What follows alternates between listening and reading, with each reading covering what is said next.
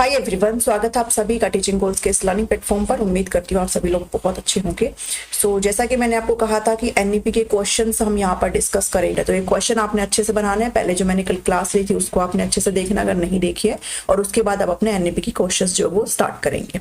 ठीक है, बहुत इंपॉर्टेंट है आपके लिए, और कितने आपके यहाँ पर ठीक हो रहे कितने नहीं वो आप मुझे जरूर कमेंट करके बताएंगे। चलिए क्वेश्चन नंबर 1 पे स्टार्ट करते हैं हम।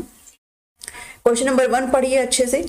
नवगठित मसौदा एनईपी 2020 के अध्यक्ष कौन थे?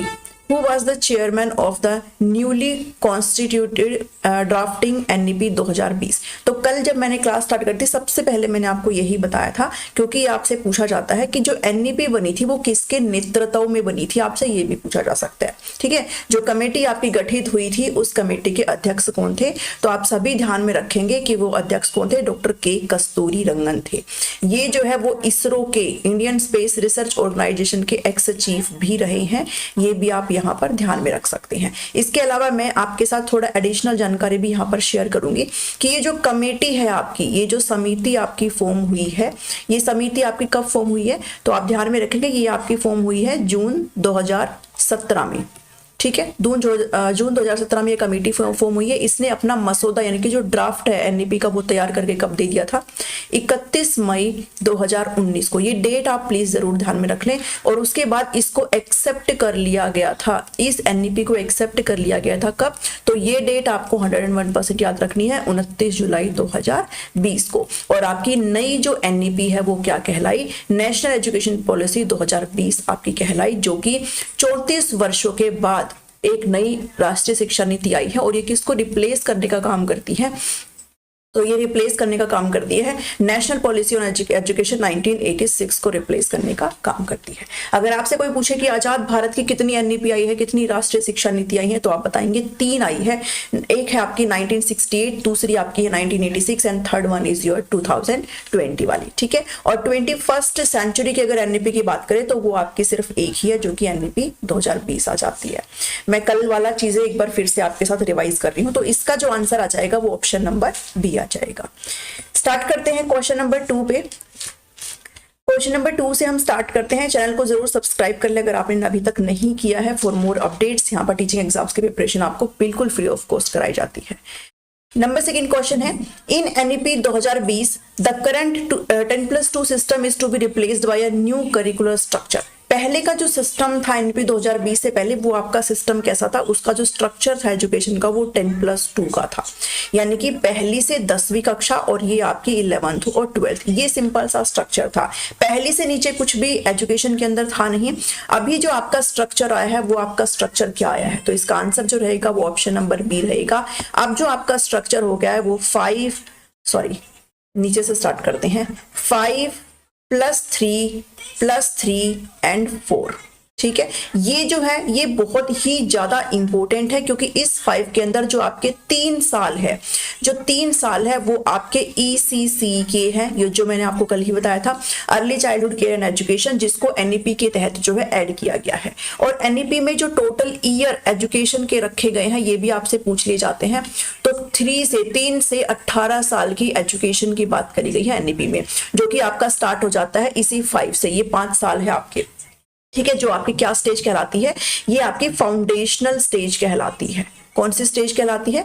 Foundational stage. इसके अंदर बच्चा जो है 3 साल जो है आंगनवाड़ी में जाएगा, आंगनवाड़ी कह लो, बाल वाटिका कह लो, उसके अंदर जाएगा। और जो 2 साल है वो उसके फर्स्ट और सेकंड में बच्चा जाएगा। ठीक है, यानी कि एज जो है वो निर्धारित कर दिया गया है। और ये जो है ना ईसीसी, इसको यहाँ पर एड ऑन किया गया है कि स्टार्टिंग में जो बच्चा होता है ना 5 साल का, उस 5 साल के बच्चे में उसका 85% जो ब्रेन है वो डेवलप हो जाता है बिल्कुल। और जब उसका 85% ब्रेन अगर डेवलप हो रहा है तो मतलब उसको एक अच्छे नरिशमेंट की भी उस टाइम पे जरूरत है, और उसको एजुकेशन की भी जरूरत है। तो ये एजुकेशन कहाँ पर फुलफिल होगी? प्ले स्कूल कह लो, आंगनवाड़ी कह लो, बाल वाटिका कह लो, यहाँ पर बच्चे का एडमिशन होना बहुत जरूरी है। जब वो फर्स्ट क्लास में जाएगा उससे पहले आपको बच्चे को यहाँ पर एनरोल करना ही है। ये कहना है एनईपी 2020 का। इसलिए जो बच्चे की एज एजुकेशन की वो 3 से यहाँ पर स्टार्ट हो रही है। किससे स्टार्ट हो रही है? 3 से स्टार्ट हो रही है।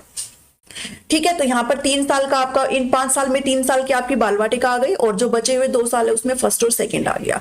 और ये है आपकी कौन सी, ये आपकी प्रिपरेटरी स्टेज कहलाती है। प्रिपरेटरी स्टेज यानी कि इसमें बच्चा क्या कौन सी क्लास में हो जाएगा, 3, 4th and 5th, 3rd class में, 4th क्लास में और 5th क्लास में बच्चा यहाँ पर हो जाएगा। ठीक है, इतना ध्यान में रखेंगे। फिर जो ये है ये आपकी मिडिल स्टेज है जो आपकी टीजीटी वाली है, इसमें 6ठी क्लास में, 7th क्लास में और 8वीं क्लास में बच्चा आ जाएगा। इसके अलावा यहाँ से ही 6th क्लास से ऑनवर्ड ही आपकी वोकेशनल जो शिक्षा है वो स्टार्ट कर दी जाएगी। वोकेशनल मतलब स्किल्स आपको सिखाए जाएंगे, कोई एक ऐसा सब्जेक्ट जो आपके कौशल को निर्धारित करेगा वो आपको यहाँ पर लेना होगा। और जो आपके लास्ट है वो आपका पीजीटी लेवल है जिसमें आप अपने सब्जेक्ट को जो है वो चूज कर सकते हो अपनी पसंद के अकॉर्डिंग, क्योंकि स्ट्रीम को यहाँ पर जो है वो टर्मिनेट कर दिया गया है। तो ये 5+3+3+4 का जो स्ट्रक्चर है ये आपको ध्यान में रखना है। ठीक है, तो क्वेश्चन का आंसर रहेगा बी। यहाँ पर थोड़ा सा एक्सप्लेन करते हुए मैं चलूंगी ताकि आपका रिवाइज हो जाए और आपको फिर दोबारा से उसे पढ़ने की जरूरत ना पड़े। According to the national education policy 2020, teacher will be able to teach lessons in mother tongue और regional language up to grade. किस कक्षा तक, एनईपी में ये बताया गया है कि इस कक्षा तक बच्चे को उसकी मदर टंग में पढ़ाना है, आपने जो उसकी क्षेत्रीय भाषा जो उसकी रीजनल लैंग्वेज है उसमें पढ़ाना है।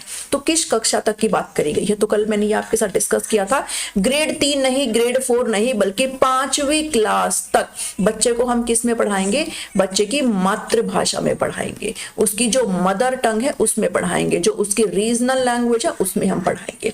और अगर जरूरत पड़े तो इसे हम 8वीं कक्षा तक यहाँ पर क्या कर सकते हैं, एक्सटेंड कर सकते हैं। ठीक है, तो ये चीजें हैं जो आपको जरूर ध्यान में रखनी है। क्वेश्चन का जो आंसर रहेगा वो ऑप्शन नंबर सी रहेगा। ये जो पीडीएफ है मैं आपके साथ टेलीग्राम पर शेयर कर दूंगी और इसके जो आंसर्स है वो भी इसके एंड में आपको मिल जाएंगे। By which year the minimum degree qualification for teaching is going to be a 4 year integrated BEd degree. कल जो मैंने क्लास आपके लिए ना, कल जो सेशन लिया हो उसमें मैंने एनईपी का कुछ भी नहीं छोड़ा है। एनईपी का मैंने हर एक पॉइंट आपके साथ डिस्कस किया है। तो अगर किसी ने वो क्लास देखी है ना तो आप इन क्वेश्चंस को चुटकियों में बना सकते हो। ठीक है, तो टीचिंग के लिए अगर आप शिक्षक बनना चाहते हो तो जो न्यूनतम योग्यता है, जो मिनिमम डिग्री क्वालिफिकेशन है वो आपकी क्या कर दी गई है, 4 साल की इंटीग्रेटेड बीएड अब आपकी कर दी गई है, जो कि इसी साल से स्टार्ट हो गई। आपके एडमिशन इसी साल से जो है वो स्टार्ट हो जाएंगे। ठीक है, उसके जो फॉर्म वगैरह वो फिलअप होना स्टार्ट हो गए एंट्रेंस के। तो 4 साल का 4 ईयर बीएड डिग्री आपके पास होनी चाहिए है। और इसको अचीव करने का टारगेट वो कौन सा रखा गया है, 2021 तो आपकी जा ही चुकी है, 25 आने वाली है, 28 आने वाली है और 30 आने वाली है। तो इसमें आप ध्यान में रखेंगे कि 2030 का यहाँ पर टारगेट जो है वो रखा गया है कि जो मिनिमम एजुकेशन है वो क्या होनी चाहिए है, 4 साल का इंटीग्रेटेड बीएड डिग्री यहाँ पर होनी चाहिए। ठीक है, तो ये आप ध्यान में रखेंगे। इसके अलावा आपके दिमाग में एक सवाल और आता है कि जिन्होंने पहले ही बीएड कर रखी है 2 साल की, क्या वो कैंसिल है? ऐसा बिल्कुल नहीं होता है कि जो पहले अगर किसी ने 1 साल की कर रखी है, किसी ने 2 साल की रखी कि वो आपका खत्म हो जाएगा। ये 1 साल है। अगर आप जो है इस साल अगर आप अपनी डिग्री में एनरोल करते हो तो मतलब इस साल से आगे तो वो सबको पता होता है भाई किस साल आपने करी है, वो आपके डॉक्यूमेंट में दिखाई दे जाएगा। तो उससे पहले का है तो आपकी 2 साल भी चलेगी और उसके बाद का है तो फिर आपकी 4 साल वाला इंटीग्रेटेड कोर्स ही चलेगा। ठीक है, तो इसे आपको समझ लेना है, ये इतना डिफिकल्ट नहीं है। तो 4th का आंसर आ जाएगा 2030। 2030 की जो डेट है वो आप एनईपी को लेकर के बहुत अच्छे से ध्यान में रखें। बहुत सारे टारगेट्स 2030 के यहाँ पर बनाए गए हैं। ठीक है, जो मैंने कल आपके साथ डिस्कस करे थे और क्वेश्चन में भी आ जाएंगे। सो केंद्रीय मंत्रिमंडल ने नई राष्ट्रीय शिक्षा नीति 2020 को कब मंजूरी दी है? When did the union cabinet approve the national education policy 2020? मैंने जस्ट आपको पहले ही क्वेश्चन में ये बताया कि कब इसको अप्रूव किया गया है। ठीक है, मसौदा कब तैयार किया गया है? मई में किया गया था 2019 में। और इसको अप्रूव कब किया गया है तो इसको ध्यान में रखिएगा 29 जुलाई 2020 को, 29 जुलाई 2020 को इसको क्या कर लिया गया, एक्सेप्ट कर लिया गया और हमें जो है नेशनल एजुकेशन पॉलिसी 2020 हमें दे दी गई। ठीक है, जिसके अंदर काफी सारे चेंजेस यहाँ पर लाए गए और ये चेंजेस एजुकेशन सिस्टम को देखते हुए बहुत जरूरी थे। इसके तहत करीब करीब 2 करोड़ बच्चे जो है वो एजुकेशन की मेन स्ट्रीम में आ जाएंगे, मुख्य धारा में आ जाएंगे, जो कहीं ना कहीं शिक्षा से वंचित हो रखे थे। तो यहां पर चलते हैं नेक्स्ट क्वेश्चन पर। नेक्स्ट क्वेश्चन आपका क्वेश्चन नंबर 6, इसको ध्यान से पढ़िएगा।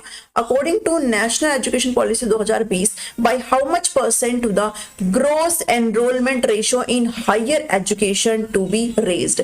कल जब मैंने आपको बताया था तो मैंने कल भी आपको अच्छे से बताया था कि इस पे आप स्टार लगा लीजिए, जितने मर्जी आप स्टार लगाना चाहते हो उतने लगा लीजिए। ग्रोस एनरोलमेंट रेशो यानी कि सकल नामांकन अनुपात, बच्चों का एनरोलमेंट, ठीक है। तो वो जो एनरोलमेंट है वो स्कूल एजुकेशन का भी मैंने आपके साथ डिस्कस किया था कि कितना % होगा और क्या टारगेट रखा गया ये भी बताया था। और इसके अलावा हायर एजुकेशन यानी कि जो उच्च शिक्षा है उसका भी टारगेट आपको मैंने बताया था। तो जब स्कूल शिक्षा की बात आती है तो स्कूल शिक्षा में जो टारगेट रखा गया है वो 100% रखा गया है। और कब तक अचीव करने का रखा गया है? 2030 तक का। और अगर हायर एजुकेशन की बात करूं तो इसको हाफ कर लो, 50% रखने की कोशिश करी गई है और जो टारगेट रखा गया वो 2035 का रखा गया है। इसको आप ऐसे ध्यान में रख सकते हो कि भाई स्कूल है, स्कूल नींव होता है और नींव आपको 100% प्रिपेयर करनी होगी, ठीक है, ऐसे आप याद रख सकते हो। और 100% करेंगे तो मतलब कहां तक? 2030 तक हम जल्दी इसको अचीव कर लेंगे। और हायर एजुकेशन की बात करें तो इसको आप आधा कर दो, 50%, और अगर यहाँ पर 5 है तो यहाँ पर भी 5 कर दो। मतलब मैंने ऐसे याद करा हुआ, आप भी ऐसे कर सकते हो, ठीक है। तो 50%, और वैसे याद करने की जरूरत नहीं है, 2 बार पढ़ेंगे वो आपके दिमाग में बैठ जाएगा। तो स्कूल एजुकेशन जो है वो 100% और कब तक का टारगेट है? 2030 तक का। और हायर एजुकेशन का जो टारगेट रखा गया है वो 50% कब तक का? 2035 तक का रखा गया है। अब यहाँ पर हमसे बात करी गई हायर एजुकेशन की ही, तो हमसे ईयर नहीं पूछा गया, हमसे परसेंटेज पूछा गया है। तो ऑब्वियसली बात है, हम क्या मार्क करेंगे? 50%। और देखो इसमें 100% है भी नहीं, तो आप सीधे तौर पर क्या मार्क करेंगे? डी मार्क कर देंगे 50% हायर एजुकेशन का। स्कूल का पूछा जाएगा तो आप 100% मार्क कर देंगे और 2030 जो वो टारगेट बता देंगे। नेक्स्ट चलते हैं, in which of the following educational policy act of India Indian sign language for teaching and monitoring is involved. Sign language क्या होते हैं वो आप सभी को पता होगा भाई, जिन बच्चों को सुनाई नहीं देता है, जो बच्चे डीफ होते हैं, जो बच्चे डिसेबिलिटी में आते हैं, उनके लिए साइन लैंग्वेज। और एनईपी ने जो है ऐसे बच्चों के ऊपर भी फोकस करने का काम किया है, ठीक है। तो जब भी साइन लैंग्वेज की बात हो या फिर कुछ भी हो तो मतलब स्पेशल बच्चे, वो डिसेबल बच्चे हैं, ठीक है। In which of the following education policy act India, किस एक्ट के तहत बात करी गई है इसमें? तो ऑब्वियसली बात है, हम एजुकेशन पॉलिसी 2020 पढ़ रहे हैं, तो इसका आंसर भी क्या आ जाएगा? एनईपी 2020, यानी कि साइन लैंग्वेज के बारे में बताया गया टीचिंग के लिए बच्चों को, ठीक है, क्योंकि वो सुन नहीं सकते हैं तो उनके साथ साइन लैंग्वेज में बात करी जाती है, और ये आप सभी को पता है। एनईपी 2020 के अनुसार स्कूली शिक्षा में किस आयु वर्ग के बच्चे जो है वो शामिल है? अभी जस्ट मैंने आपको पहले स्लाइड में शायद बताया, फिर दूसरे में बताया होगा कि किस साल तक के बच्चे शामिल हैं। तो हमने यहाँ पर स्ट्रक्चर लिया था 5 का, 3 का, 3 का और 4 का। और इसमें जो बच्चे की एज स्टार्ट हो रही है वो 3 साल से स्टार्ट होकर के, और यहाँ पर एज जो है वो 18 ईयर तक यहाँ पर जा रही है, ठीक है। तो ये आप ध्यान में रखें, क्योंकि यहाँ से 5 साल का है भाई, 3 + 5 कितने होते हैं? 8 साल। यहाँ पर 11 साल के बच्चे, यहाँ पर 14 साल के बच्चे, और यहाँ पर बच्चे कितने हो जाएंगे? 18 ईयर तक का। यानी कि अब जो स्कूल एजुकेशन है बच्चे के 3 साल से स्टार्ट होगी और कंप्लीट वो 18 साल हो जाएगा, तब उसकी 12वीं होगी, ठीक है। पहले नहीं था कि 16 में भी हो रही है 12वीं, किसी की 17 में 12वीं हो रही है, 18 में तो शायद किसी की होती नहीं थी, क्योंकि जंप करवा देते थे बच्चों को। अभी नहीं है, अभी आपको 3 साल पहले बालिका में जाना होगा, किंडरगार्टन स्कूल में जाना होगा, और जब तक आपकी उम्र 6 साल नहीं हो जाती आप फर्स्ट क्लास में एनरोल नहीं कर सकते हो, और ये 2024 में लागू हो चुका है, ठीक है। तो इसमें 3 से 18 वर्ष के बच्चों को यहाँ पर शामिल किया गया है। तो ये आप जरूर ध्यान में रखेंगे, एनईपी में किस उम्र के बच्चों को शामिल किया गया है। नेक्स्ट क्वेश्चन है क्वेश्चन नंबर 9। क्वेश्चन नंबर 9 कहता है, राष्ट्रीय शिक्षा नीति 2020 में निम्नलिखित में से किसकी वकालत की गई है, यानी कि किसकी बात करी गई है एनईपी 2020 में? तो ऑप्शन 1 कहता है कि होलिस्टिक डेवलपमेंट की, सर्वांगीण विकास की, समग्र विकास की, ऑल ओवर डेवलपमेंट की बात करी गई है। तो बिल्कुल करी गई है, और ये एक बहुत ही पॉजिटिव वर्ड है, ये कभी आपका गलत नहीं हो सकता, ठीक है। तो होलिस्टिक डेवलपमेंट की बात करी गई है, एक्सपीरियंशियल लर्निंग की बात करी गई है, अनुभवात्मक शिक्षा की बात करी गई है, तो इसकी भी बात करी गई है। आपको इसको जरूर ध्यान में रखना है, बच्चे अपने एक्सपीरियंस से ज्यादा करके सीखते हैं। बच्चा जब तक अपने अनुभव से नहीं सीखेगा वो लर्निंग नहीं अच्छे से कर पाएगा। तो एक्सपीरियंशियल लर्निंग जो है ये भी एक बहुत पॉजिटिव टर्म है, एक पॉजिटिव वर्ड है, इसकी भी बात करी गई है। इसके अलावा पाठ्यक्रम सामग्री में कटौती की बात करी गई है, रिडक्शन इन करिकुलम जो आप बच्चे पढ़ेंगे उसमें कटौती की बात करी गई है। तो अगर आपने नोटिस किया हो एनसीईआरटी की बुक सब चेंज हो गई है, क्योंकि कुछ जो जैसे मान लो 6 में, 7 में, 8 में, 9 में इनमें ना कुछ टॉपिक को हटा दिया गया है। ये किसके तहत किया गया है? ये एनईपी के तहत ही किया गया है। रिडक्शन इन करिकुलम, ये भी एनईपी का ही हिस्सा है। बच्चों के ऊपर बर्डन कम कर दिया गया है, बच्चों के करिकुलम में कटौती भी कर दी गई है, ठीक है। और मल्टीलिंग्विज्म तो है ही भाई, हम लोग बहुभाषी कंट्री है, हमारी बहुभाषी देश है, हम बहुत सारी भाषाएं बोलते हैं। तो 3 लैंग्वेज जो फॉर्मूला है उसको यहाँ पर लागू करने की बात करी गई है। बच्चों को मदर टंग में पढ़ाया जाएगा उनकी 5वीं कक्षा के तक, ये भी यहाँ पर बात करी गई है। तो मल्टीलिंग्विज्म भी आ जाएगा, यानी कि एनईपी में इन सभी की वकालत की गई है, इन सभी के बारे में बात करी गई है। इसलिए आपका जो ऑप्शन है वो क्या आ जाएगा? ऑप्शन नंबर 3 यहाँ पर करेक्ट हो जाएगा, ठीक है। चलिए, ऑप्शन से भी आप आराम से कर सकते हो, और आपको जहां पर दिखे कि ये पॉजिटिव वर्ड्स है तो आप उनको कभी भी गलत नहीं कर सकते हैं। नेक्स्ट क्वेश्चन है, students will be allowed to take up coding from, बच्चे जो है कोडिंग कहां से स्टार्ट करेंगे, कोडिंग जो है कहां से सीखने की अनुमति होगी बच्चों को। अब यहाँ पे कोडिंग का मतलब है, हम लोग वोकेशनल की बात कर रहे हैं, वोकेशनल एजुकेशन की बात कर रहे हैं, जो बच्चे के स्किल को, बच्चे के कौशल को एनहेंस करने का काम करेगा, जो उसको फ्यूचर में काम आएंगे, उसके भविष्य में काम आएंगे जब वो अपने करियर में जाएगा, ठीक है। तो ये कहां से स्टार्ट करने की बात करी गई है? तो मैंने जस्ट पहले ही आपको बताया था कि 6th क्लास से बच्चे यहाँ पर एक subject as a vocational subject लेना शुरू करेंगे, बच्चों को अलाउ होगा। वहां पर वो कंप्यूटर का ज्ञान भी रखेंगे और इसके साथ साथ वोकेशनल सब्जेक्ट्स को भी पढ़ेंगे। तो 6th क्लास ऑनवर्ड जो है इसका करेक्ट आंसर आ जाएगा। अगर आप एक बार कंसेप्ट अच्छे से क्लियर कर लेते तो क्वेश्चन बनाने में कोई भी दिक्कत नहीं होती है। नेक्स्ट क्वेश्चन है, according to NEP 2020 what is the full form of ECCE, early childhood care and education. और ये आप जरूर ध्यान में रखेंगे, ईसीसी से आपसे पूछा जाता है, स्पेशली पीआरटी का अगर एग्जाम दे रहे हो तो ईसीसी को और एफएलएन को नहीं छोड़ के जाना है। मैंने कल आपके साथ डिस्कस करा था, अभी भी थोड़ा आपको बता देती हूँ कि early childhood care and education इसकी फुल फॉर्म होती है। तो ऑप्शन नंबर 4 जो है वो सही हो जाएगा, यानी कि शुरुआती बचपन, देखभाल और शिक्षा। ये आप हिंदी में कर सकते हो, मतलब है ये शुरुआती बचपन, देखभाल और शिक्षा। शुरुआत में जो बच्चे का 85% ब्रेन है वो डेवलप हो जाता है 5 साल की उम्र तक, और अगर 5 साल की उम्र तक ये डेवलप हो रहा है तो मतलब बच्चे को एक अच्छे न्यूट्रिएंट की, एक अच्छे देखभाल की आवश्यकता है, बच्चे को इस टाइम पे एजुकेशन की आवश्यकता है। आप बच्चे को फर्स्ट क्लास में एंटर कर रहे हो, एम्प्टी माइंड से एंटर नहीं कर सकते हो। इसके लिए आपको क्या करना होगा, बच्चे को आंगनवाड़ी में या फिर बाल वाटिका में यहाँ पर एंटर करवाना होगा, ताकि बच्चा जो है वहां पर बेसिक चीजें सीख पाए। प्ले बेस्ड एक्टिविटी होती है, वहां पर खेल खेल में बच्चों को चीजें जो है वो सिखाई जाती है, बेसिक चीजें यहाँ पर बच्चे को सिखाई जाती है। तो ईसीसी को आप यहाँ पर ऐसे ध्यान में रख सकते हो। और अगर बात करें एफएलएन की तो वो होता है foundational literacy and numeracy. Foundation literacy numeracy का मतलब होता है आधारभूत जो आपकी साक्षरता है और आपको जो अंकों का ज्ञान है वो आ जाना चाहिए। एफएलएन का टारगेट ये है कि आपको जो है ग्रेड 3 तक बच्चे को, और ये जो टारगेट रखा गया है वो 2025 तक का रखा गया है, 2025 तक जो है बच्चे को ग्रेड 3 में एंटर करने से पहले उसको बेसिक लिखना, पढ़ना और मैथमेटिक्स स्किल बच्चे को आ जानी चाहिए। यानी कि बेसिक उसको लिखना आ जाए, उसको पढ़ना आ जाए और उसको नंबर के साथ प्ले करना आ जाए, यही आपका एफएलएन है, ठीक है। तो ये आप ध्यान में रखेंगे कि ग्रेड 3 से पहले आपसे पूछा जाता है कि किस कक्षा से पहले एफएलएन आपका अचीव हो जाना चाहिए है, तो एफएलएन आपका ग्रेड 3 से पहले यहाँ पर अचीव हो जाना चाहिए, और इसका टारगेट भी 2025 यहाँ पर रखा गया है। तो 11वें क्वेश्चन का जो आंसर हो जाएगा वो ऑप्शन नंबर 4 हो जाएगा। कैसी लग रही है आपको क्लास, कैसे लग रहे हैं क्वेश्चन, कमेंट करके जरूर बताइएगा, अपना फीडबैक जरूर दिया करें। नेक्स्ट क्वेश्चन है 12 question, at the primary level national education policy 2020 proposes as the medium of instructions across the nation। ये क्वेश्चन अभी जस्ट ऊपर भी आया है। ये कह रहा है कि आप पढ़ाएंगे तो किस मीडियम में पढ़ाएंगे, आपका पढ़ाने का मीडियम हिंदी होगा, इंग्लिश होगा, संस्कृत होगा या फिर आपका मदर टंग होगा। तो प्राइमरी की बात करी गई है तो ऑब्वियसली क्लास 5 आ जाएगा इसमें। तो आपकी जो होम लैंग्वेज है, जो आपका घर में बोले जाने वाली भाषा है, जो आपकी क्षेत्रीय भाषा है, जो आपकी मातृभाषा है, जो आपकी फर्स्ट लैंग्वेज है, वो आपकी यहाँ पर जो है इस आपका मीडियम ऑफ इंस्ट्रक्शंस रहेगा। तो टीचर ये सभी मेक श्योर करेंगे कि बच्चे को मदर टंग में यहाँ पर पढ़ाया जाए।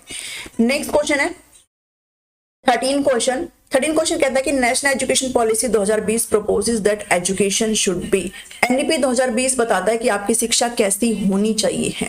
तो focused on drill and practice, अभ्यास पर आधारित होनी चाहिए है, या फिर इंक्वायरी बेस्ड होनी चाहिए है और डिस्कवरी ओरिएंटेड होनी चाहिए। बच्चा जो है क्वेश्चन से पूछ पाए, बच्चा खुद से इंक्वायरी करके आंसर जो है कर पाए, बच्चा खुद से कोशिश कर पाए, हैंड ऑन सारी चीजें कर पाए, डिस्कवरी करना, बच्चा जो आ जाए भाई कोई भी क्वेश्चन नहीं आ रहा तो वो डिस्कवरी करे, सिर्फ किसी पर बेस्ड ना हो कि भाई वो बता देगा तो मैं कर लूंगा, वो खुद से करने की कोशिश करे, डिस्कवरी ओरिएंटेड। या फिर टेक्स्ट बुक और टीचर सेंटर्ड, तो कभी भी अगर शिक्षक केंद्रित आ जाए ना तो हमेशा उसको नेग्लेक्ट करके चलिएगा। या फिर हम सिर्फ एग्जाम्स के लिए सीखते हैं, तो ये भी बिल्कुल गलत है। हम अभ्यास पर आधारित भी नहीं सीखते हैं, बल्कि आपका जो ऑप्शन नंबर बी है वो एक बहुत ही पॉजिटिव लाइन है कि बच्चा जो है इंक्वायरी करना सीखे, ठीक है, अन्वेषण प्रेरित हो और खोज उन्मुखी। तो ये आप जरूर ध्यान में रखेंगे, ऑप्शन नंबर बी जो है वो सॉरी इसका सही आंसर है।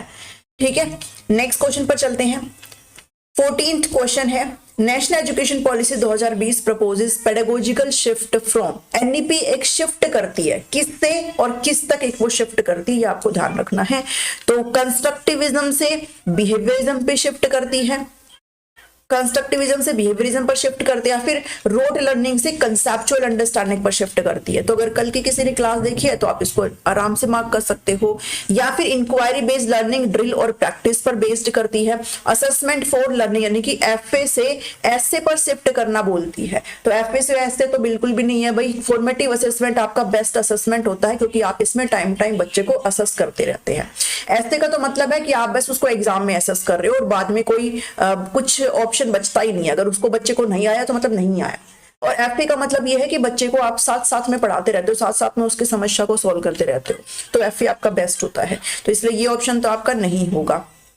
ड्रिल और प्रैक्टिस, खोजबीन आधारित से ड्रिल और प्रैक्टिस भी नहीं होगा, ये भी नहीं होगा, बल्कि जो आपकी शिफ्ट है वो आपकी रोट लर्निंग से कंसेप्चुअल अंडरस्टैंडिंग पर शिफ्ट है, ये आप ध्यान में रखेंगे। रटन की प्रक्रिया पर फोकस नहीं करता, बच्चे कंसेप्ट को अच्छे से समझ पाए, बच्चे को जो वैचारिक नॉलेज है, बच्चे की जो वैचारिक सोच है वो बच्चे की उत्पन्न हो पाए, तो इस पर यहाँ पर डिपेंड करता है। तो इसलिए ऑप्शन नंबर बी यहाँ पर करेक्ट हो जाएगा। ये क्वेश्चंस कुछ ऐसे होते हैं, आप इनको 2-3 बार भी पढ़ते हैं ना तो आपके दिमाग में ऑटोमेटिक ऐसा आ जाता है कि ये ऑप्शन ही सही होगा, ये तो सही हो ही नहीं सकता। ठीक है, Which of the following statement is not correct in the context of holistic 360-degree multi-dimensional report? देखो कल मैंने आपके साथ डिस्कस किया था ना, मैंने परख की बात करी थी। ठीक है, किसकी बात करी थी? परख की, ये P है, PARAKH। ठीक है, परख क्या है आपका? एक असेसमेंट बॉडी है, एक आंकलन की एक ऐसी बॉडी यहाँ पर बनाई गई है जो बच्चा क्या पढ़ रहा है, कितना पढ़ रहा है, उसको परखने का काम करता है। ठीक है, तो परख की फुल फॉर्म आपको ध्यान में होनी चाहिए है। पी से होता है आपका परफॉर्मेंस, ए से होता है असेसमेंट, आर से होता है रिव्यू, ए से होता है एनालिसिस किसका? नॉलेज का, और किसके लिए? बच्चे के होलिस्टिक डेवलपमेंट के लिए। ठीक है, तो परख का फुल फॉर्म आपको जरूर ध्यान में होना चाहिए। और परख के अंदर मैंने आपको ये भी बताया था कि बच्चे का जो असेसमेंट है वो कैसा होना चाहिए है, 360 डिग्री यहाँ पर बच्चे का एक जो रिपोर्ट कार्ड है वो यहाँ पर होना चाहिए कि बच्चा सिर्फ, आप बच्चे को सिर्फ इस बात पर नहीं जज कर सकते हो कि उसके एग्जाम में कितने नंबर आ रहे हैं, आप उसको हर एस्पेक्ट में जज करने की कोशिश करेंगे। आप टीचर असेसमेंट भी करेंगे, पीयर असेसमेंट भी करेंगे, बच्चे का सेल्फ असेसमेंट भी होगा, उसको हर क्षेत्र में आप जांचने की कोशिश करेंगे। तो 360 डिग्री यहाँ पर बताया गया है बच्चे का होलिस्टिक असेसमेंट। ठीक है, तो ये आप ध्यान में रखेंगे। होलिस्टिक प्रोग्रेस कार्ड होता है 360 डिग्री होलिस्टिक प्रोग्रेस कार्ड, यानी कि सर्वांगीण उन्नति कार्ड 360 डिग्री, 360 डिग्री, कहीं से भी नहीं छूटेगा। 360 डिग्री मतलब सब कुछ नहीं छूटेगा। तो इसकी बात करिए कौन सा करेक्ट नहीं है, ये भी क्वेश्चन ध्यान से पढ़ना, नॉट करेक्ट मतलब एक लाइन कोई नेगेटिव मिलेगी इसमें ऑप्शन में। Which of the following statement is not correct in the context of this for assessment of student in NEP 2020? आपको कोई एक नेगेटिव लाइन छाटनी है इसमें से, बस इतना ध्यान में रखो क्योंकि इसमें नोट लिखा है। The report will include self and peer assessment. अभी मैंने आपके साथ डिस्कस किया है, इस रिपोर्ट में सेल्फ असेसमेंट भी होगा, इस रिपोर्ट में पीयर असेसमेंट भी होगा, तो ये तो सही है। This report will include progress of students in the सारे ही डोमेन्स में, कॉग्निटिव भी, अफेक्टिव भी, साइकोमोटर डोमेन सभी में ही होगा, ये भी सही बात है, क्योंकि सारे एस्पेक्ट आपने बच्चे के देखने हैं। उसका संज्ञानात्मक एस्पेक्ट भी देखना है, पहलू भी देखना है, उसका भावात्मक पहलू भी देखना है, और उसका साइकोमोटर डोमेन भी आपने चेक करना है, तो ये भी सही है। Report will form an important link between home and school. School और घर के बीच में एक लिंक करने का काम भी करता है। भाई अगर रिपोर्ट बनेगी तो भी बात है, पेरेंट्स उसमें इन्वॉल्व होंगे पीटीएम वगैरह में, तो वो एक लिंक भी करती है उस चीज को।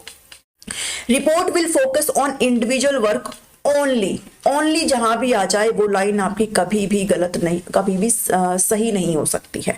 तो ये कह रहा है कि सिर्फ इंडिविजुअल पर फोकस करता है, इंडिविजुअल वर्क पर फोकस करता है, नॉट इंक्लूड ग्रुप वर्क, तो ये बिल्कुल ही आपकी एक गलत लाइन है। ठीक है, बाकी जो है आपके ये सही है in the context of 360 degree holistic progress card. ठीक है, तो 15 का क्या आ जाएगा, डी ऑप्शन यहां पर सही हो जाएगा।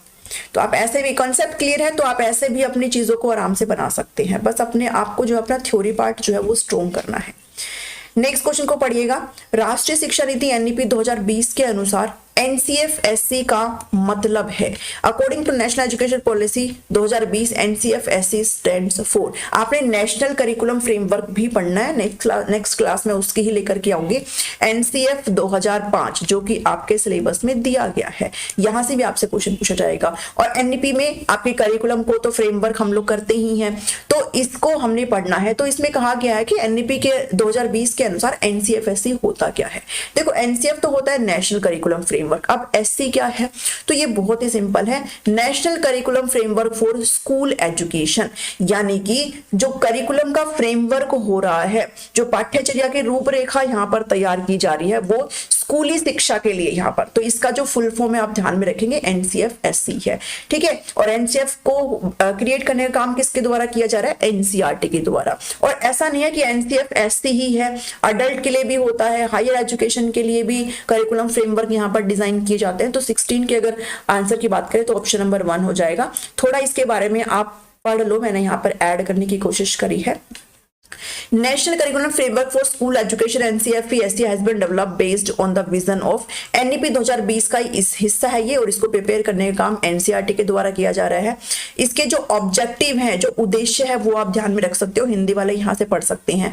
डेवलपिंग करिकुलम, यानी कि इसमें कुछ ऐसी गाइडलाइंस है जो ये बताती है कि आप करिकुलम को, पाठ्यचर्या को आप कैसे निर्धारित करेंगे, कैसे विकसित करेंगे, टेक्स्ट बुक को कैसे क्रिएट करेंगे, टीचिंग प्रैक्टिसेस की बात करी गई है इसके अंदर एनसीएफएससी के अंदर। ठीक है, ये इसके ऑब्जेक्टिव क्या है कि moving away from rote learning, बच्चा रटे ना चीजों को, बच्चा कंसेप्ट को अच्छे से पढ़े और रटे ना, और लिंकिंग एजुकेशन, जो शिक्षा है उसको वास्तविक जिंदगी से कनेक्ट करते हुए हम बच्चे को पढ़ाने की कोशिश करें। जब तक वो बच्चा जो है अपनी वास्तविक जिंदगी के साथ कनेक्ट करेगा, रियल लाइफ एग्जांपल्स के साथ पढ़ेगा, तो उसके दिमाग में ज्यादा अच्छे से वो चीजें बैठ पाएंगे।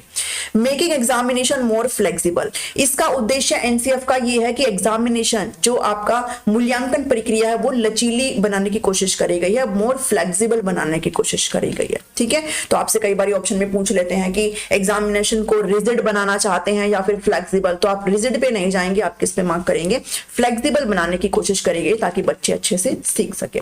Enriching the curriculum beyond text book, beyond text book का मतलब होता है कि सिर्फ किताबी ज्ञान तक ही बच्चा सीमित ना रहे, वो किताब की दुनिया से बाहर जाके भी चीजों को सीखे, रियल लाइफ से कनेक्ट करते हुए चीजें सीखे, बहुत सारे एग्जाम्पल्स लेते हुए सीखे, सिर्फ उतना ना पढ़े जो किताब में दिया गया है, बाहर तक उसके कॉन्सेप्ट जो है वो अच्छे से क्लियर होने चाहिए।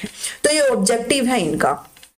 एनसीएफएससी aim to make learning enjoyable, बच्चा एंजॉय करते हुए सीखे, इंटरेस्ट रखे, लर्निंग आपकी चाइल्ड सेंटर्ड होनी चाहिए, बच्चे को केंद्र में रखे हुए होनी चाहिए, सेल्फ रिलायंट होनी चाहिए, और डेमोक्रेटिक वैल्यूज को प्रमोट करे, यानी कि बच्चा जो है पूछने की हिम्मत भी जताए। ठीक है, ऐसा नहीं कि सिर्फ टीचर ने जो बता दिया वही उसके ऊपर इंपोज कर दिया, वो उससे ही वो इन्फ्लुएंस्ड हो गया, बच्चा पूरी तरीके से डेमोक्रेटिक भी फील करे क्लास में।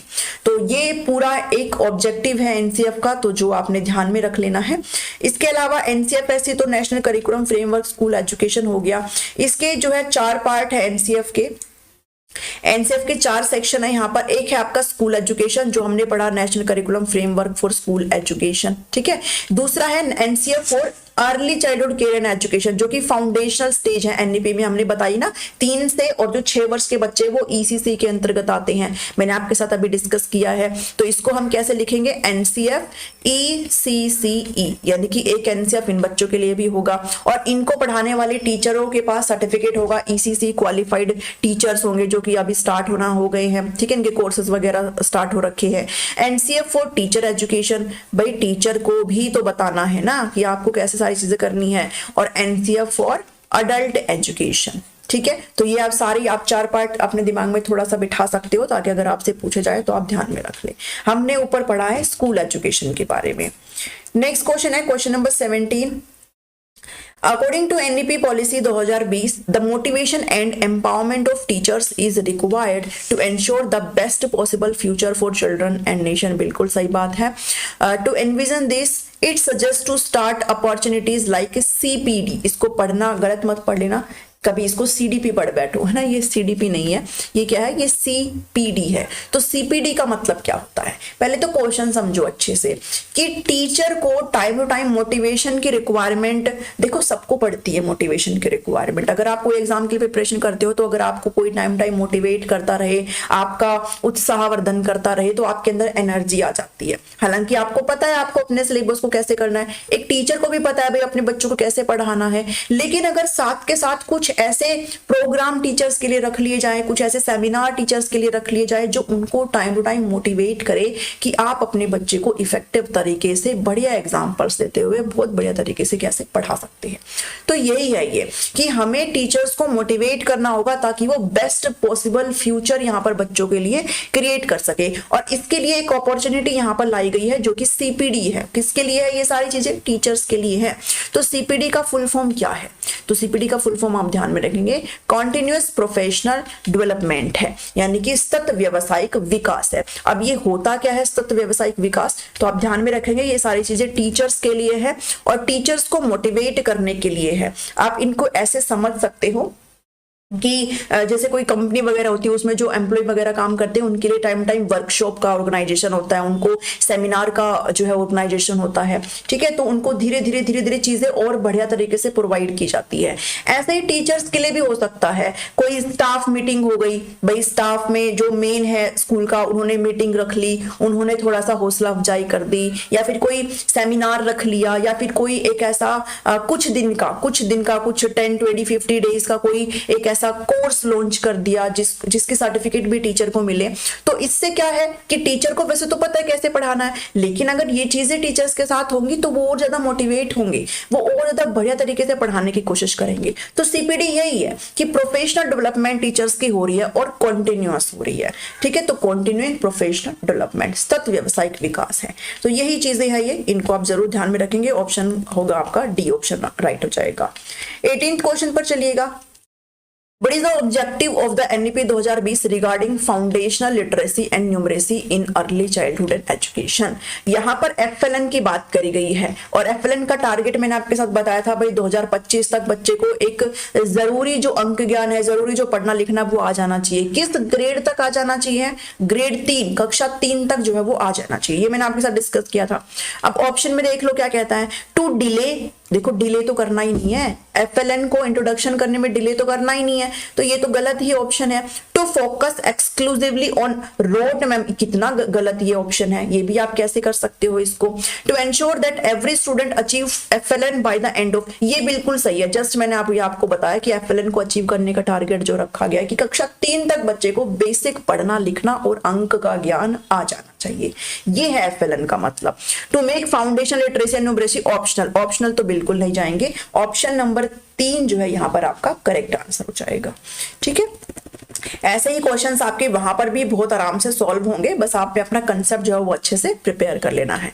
ये पूरी PDF मैं आपको टेलीग्राम पर डाल दूंगी, आप वहां पर अच्छे से इनको पढ़ भी सकते हो। New education policies based on pillars, देखो पिलर्स की मैंने बात करी थी कि कुछ आधारभूत स्तंभों पर जो है हमारी NEP टिकी हुई है। ये स्तंभ कौन से हैं और कितने हैं, तो आप ध्यान में रखेंगे ये जो स्तंभ है वो 5 स्तंभ है। कितने स्तंभ है, 5 स्तंभ है। और ये स्तंभ भी आपको यहाँ पर पता होनी चाहिए है, जिसमें आपके एक्सेस आ जाता है, क्वालिटी आ जाती है, इक्विटी आ जाती है, ठीक है। जैसे मैंने यहाँ पर आपके लिए इंक्लूड करा है एक्सेस यानी कि पहुंच, शिक्षा की पहुंच हो सभी तक। क्वालिटी मतलब गुणवत्ता, अगर आप बच्चे को एजुकेशन प्रोवाइड कर रहे हो तो ऐसे ही ना हो खामखाए, उसमें कुछ ना कुछ क्वालिटी होनी चाहिए। इक्विटी यानी कि समानता की बात करी गई है। अफोर्डेबिलिटी मतलब सामर्थ्य की बात यहाँ पर करी गई है, सामर्थ्य। और सामर्थ्य में क्या आ जाता है भाई, 3 से 18 वर्ष के बच्चों को एजुकेशन की बात करी गई है, एनईपी यहाँ पर बात करता है। अकाउंटेबिलिटी मतलब जवाबदेही, ये सब कल मैंने आपके साथ डिस्कस करा था। तो ये 5 पिलर्स हैं जो आपको जरूर पढ़ लेने हैं, ठीक है। ये 5 पिलर्स आपको जरूर पढ़ लेने हैं, ये आपसे पूछे जाते हैं, आपसे नाम भी पूछे जा सकते हैं। कितने पिलर है यही नहीं पूछे जाएंगे, तो आप आराम से बता दोगे, तो आप ध्यान में रखेंगे, आपको नाम भी पता होने चाहिए। नेक्स्ट क्वेश्चन है, विकलांग छात्रों की शिक्षा के संदर्भ में राष्ट्रीय शिक्षा नीति द्वारा निम्नलिखित में से किसे बढ़ावा नहीं दिया गया है?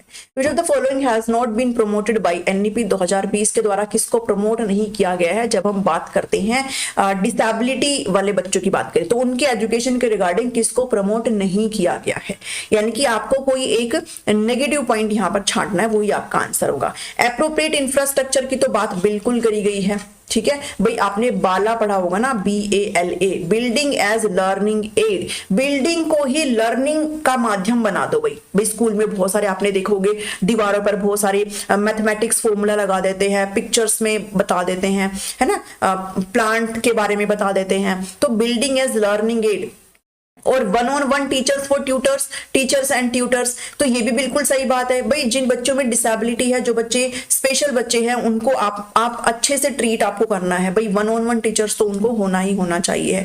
तो कंपल्सरी स्पेशल एजुकेशन ये कोई जरूरी बात नहीं है। और सुटेबल टेक्नोलॉजिकल इंटरवेंशन, यहाँ पर तकनीकी का भी इस्तेमाल आप उनके लिए जरूर कर पाए।